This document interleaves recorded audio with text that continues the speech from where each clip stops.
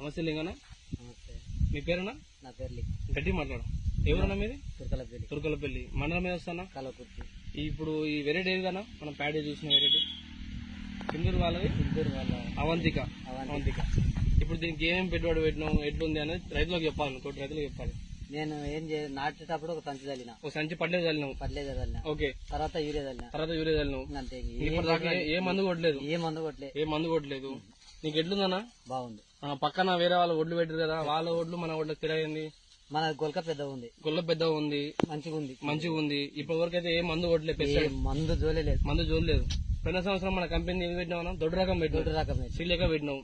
అది ఎలా వచ్చిందన్నా? అది మంచిగా ఉంది. అది బాగుందనే ఇది పెట్టినావు. ఈసారి మళ్ళాసారి కూడా ఇదే పెడతారు. ఇప్పుడు రైతులు ఏమని చెప్తావు? ఈ పలానా అవంతికి పెట్టాలా వద్దా అనేది పెట్టాలి చెప్పు. తోటి రైతులకు పెట్టాలి. పెట్టుబడి ఎంత పెట్టినా ఇంకా మాట చెప్తుందంటే పెట్టుబడి ఏందిలే చెప్తున్నా. ఇప్పటి కూడా మళ్ళా చెప్తా చూడగా. నాటేటప్పుడు ఒక సంచి చల్లిన. ఓకే. ఇంకా గొల్కలు గిల్కలు ఏది లేదు. ఒక యూరియా చల్లినాం. కాకపోతే నీళ్ళు పెట్టుకున్నాం అంతవరకే.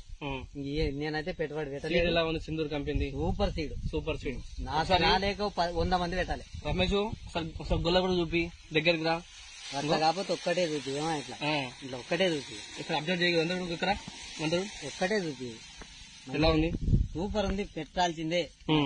సింధూర్ కంపెనీ అవంతిక మంచిది, పెట్టాల్సిందే. నాకు పోయినసారి చేస్తే ఎంతో మంది ఫోన్ చేశారు. ఓకే. పెట్టాలి నాన్న అంటే పెట్టాలి.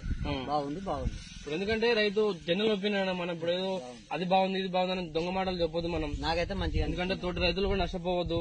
మంచి వెరైటీ 10 మంది రైతుల దృష్టికి మనం తీసుకుపోవాలని మా తాపత్రయం సింధూర్ కంపెనీది. మనం ఫీల్డ్ వర్క్ చేసాము. మా వెరైటీ కూడా బాగుంటాయి.